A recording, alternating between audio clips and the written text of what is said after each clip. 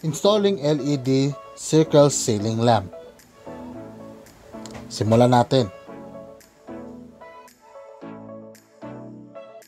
Hello builders, ngayon mag-install tayo ng 3-way LED ceiling lamp. Itong nabili namin is circle version. So papakita ni Sir Philip kung paano to i-install. So basically kailangan nyo lang sundin ang nakalagay sa instruction. So makikita nyo, ito ang itsura ng aming circle ceiling lamp. So pinaprepare lang niya. So continue lang.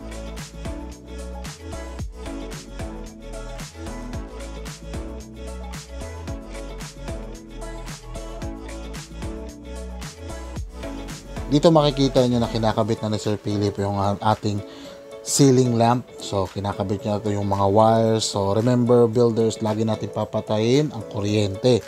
So i-turn off natin ang switch para hindi tayo makuryente. And then gagamit din tayo ng electric tape kasi yan talaga ang ginagamit pag mga electric wires na para mag-cover anything.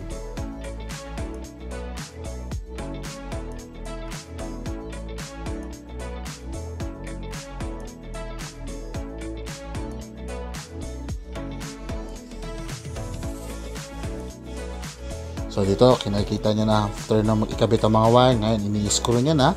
So parang secured na, and then check lang din if gumagana o hindi. So ito naman gumagana naman.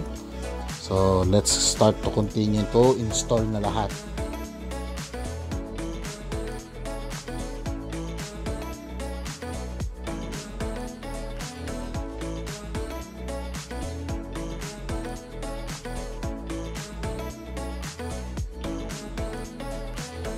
After i-screw ni Sir Philip ang ating ceiling, ngayon ikakabit na ang base.